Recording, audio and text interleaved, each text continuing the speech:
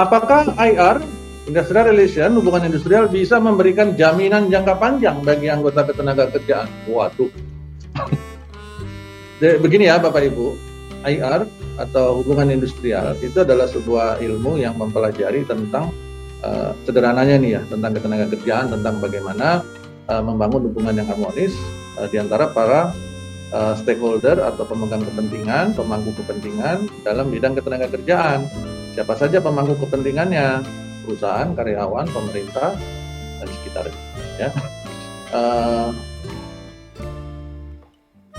Apakah hubungan industrial ini akan menjamin bagi, mungkin maksudnya anggota ketenaga kerjaan ini para pemegang kepentingan tadi ya, yang menjamin sebenarnya mereka sendiri, para pemegang kepentingan ini sendiri ya, karena yang melaksanakan juga si para pemegang kepentingan ini sendiri. Isu sebenarnya, bukan isu sebenarnya, menurut saya yang paling mendasar adalah pertama masalah aturannya, hukumnya sudah ada ya, dari Undang-Undang 13 atau sebelumnya, terus sekarang sudah ada perbaikan, Undang-Undang 13 diubah sebagian pasalnya menggunakan Undang-Undang 11 2020 dan sebagainya ya. Undang-undangnya sudah ada. Masalah yang paling penting setelah munculnya hukumnya adalah penegakannya. Nah, ini adalah masalah paling penting di lapangan, masalah penegakan. Kalau masalah undang-undangnya kan adalah masalah para pembuat undang-undang ya. Dalam hal ini mungkin si wakil-wakil kita ya, pelayan-pelayan kita yang ada di gedung wakil rakyat. Mereka bukan pemimpin kita, mereka adalah pelayan kita ya, wakil-wakil kita. Ketuanya siapa? Juragannya siapa? Kita rakyat.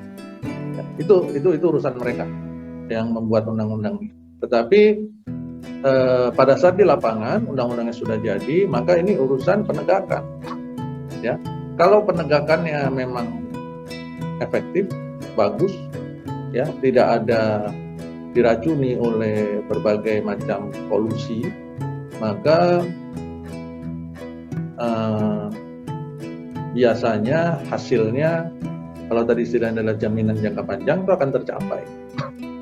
Karena hukumnya bisa diterapkan dengan efektif, sehingga pelanggaran bisa ditekan seminim mungkin dan sebagainya. Tetapi apabila penegakan hukumnya tidak efektifnya karena apa? Macam-macam.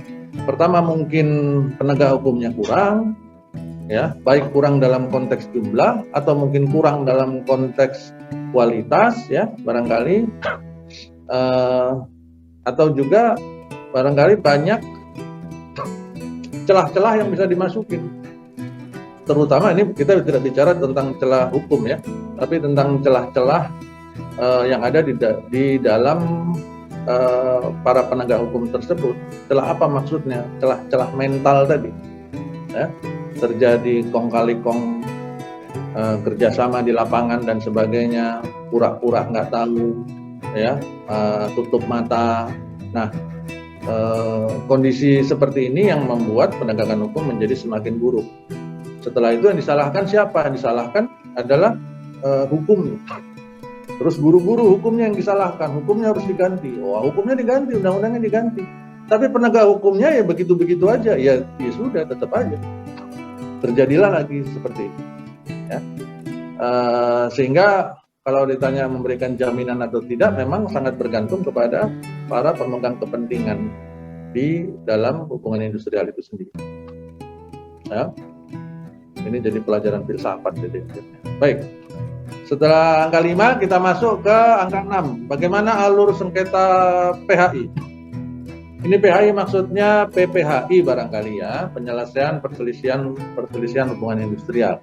Kalau PHI itu adalah pengadilan hubungan industrial. Ada lagi PHI perselisihan hubungan industrial. Jadi maksudnya yang mana?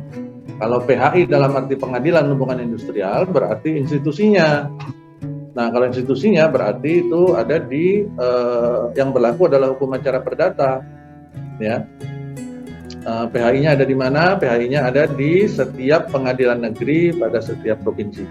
Jadi kalau sekarang kita punya berapa provinsi sih? Dulu saya waktu sekolah masih zamannya 27. Sekarang udah lebih katanya ya. Oh, 34 ya katanya ya? Atau mau nambah lagi, nggak tahu dah ya. Saya sih ingetnya yang 27 dulu, sekarang udah nambah ya, karena saya sekarang udah nggak sekolah sih. Baik, jadi begitu Bapak Ibu. Tapi kalau PHI maksudnya perselisihan hubungan industrial, mungkin maksudnya PPHI, penyelesaian perselisihan hubungan industrial. Secara sederhana saya bisa ceritakan.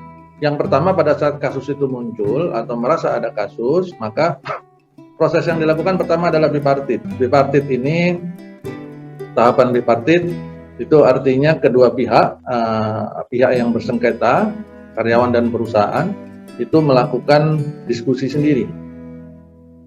Ya, diskusi sendiri membahas tentang kasus tersebut dan mencari penyelesaiannya. Kalau terjadi kesepakatan, maka dibuatlah persetujuan bersama.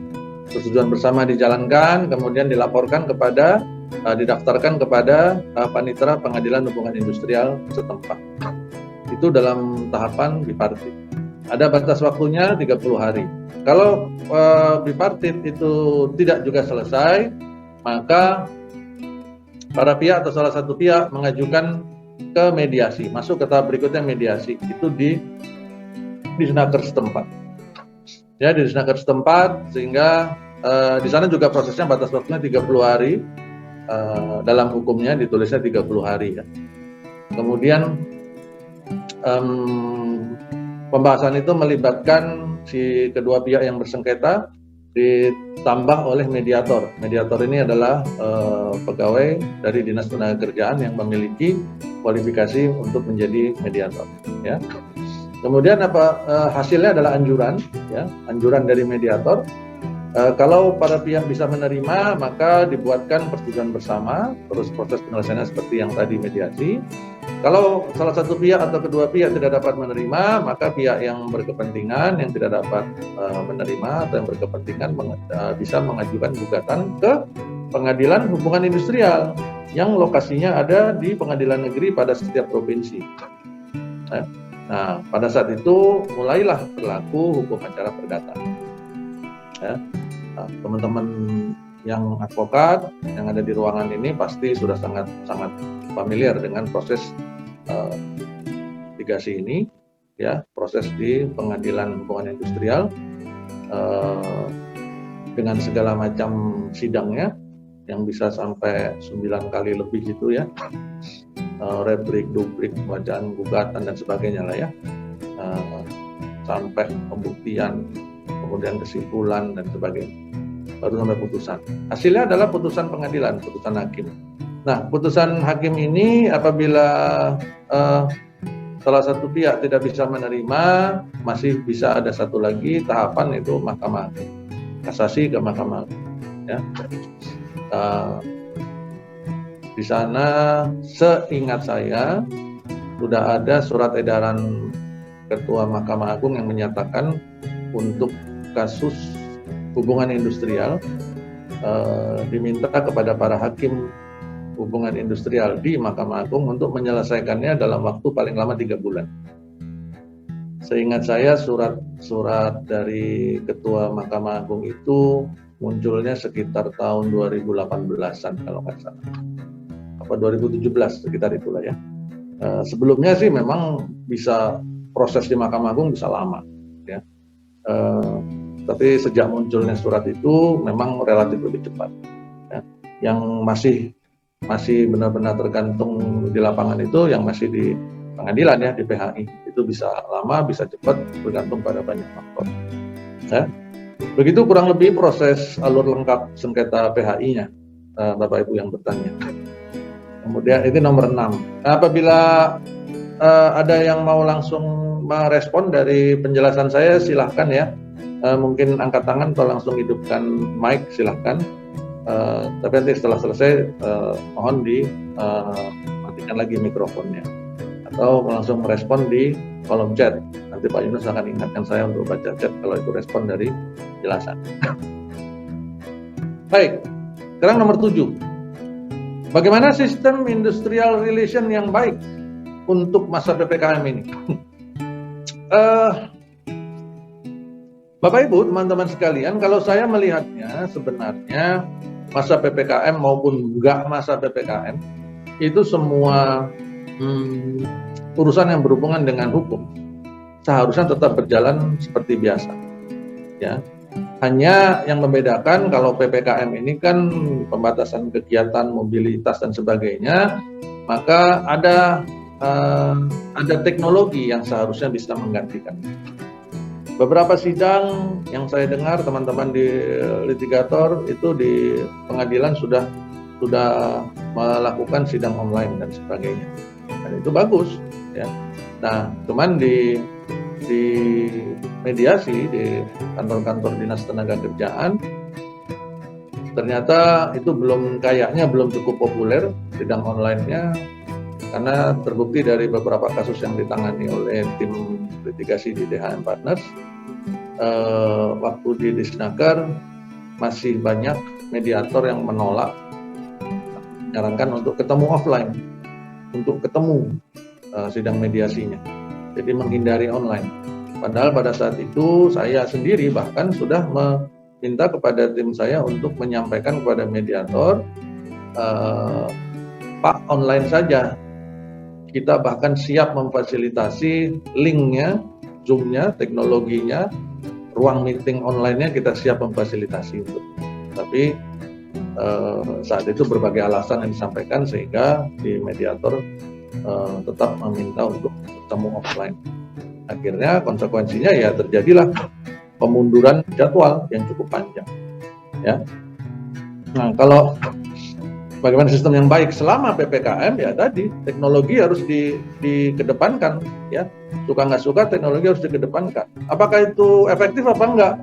Ya, efektif atau enggak memang sangat bergantung ya kepada kesiapan pihak-pihak yang menjalaninya. Meskipun memang dalam berbagai proses, ambil contoh nih ya, kalau bukan urusan sengketa kayak interview misalkan. Interview secara online oke nggak sih gitu. Dalam beberapa proses itu dilakukan. Cuman bagi sebagian orang masih banyak yang merasa itu sangat susah untuk mencari chemistry-nya. Ya, tetap saja biasanya di beberapa proses, ya, artinya ada yang benar-benar 100% sudah online, ada yang masih tetap mensyaratkan benar-benar terakhir setelah oke semua, benar-benar terakhir itu minta ketemu. Karena ketemu dengan melihat matanya langsung, ya, terus merasakan chemistry-nya bisa didapat apa enggak, itu masih banyak para pebisnis, masih banyak HR yang mempercayai bahwa online itu tidak bisa menggantikan 100%. Saya sendiri bagaimana? Kalau saya sendiri pada saat kami di tim DHM melakukan rekrutmen, memang menggunakan kombinasi dari itu, ya.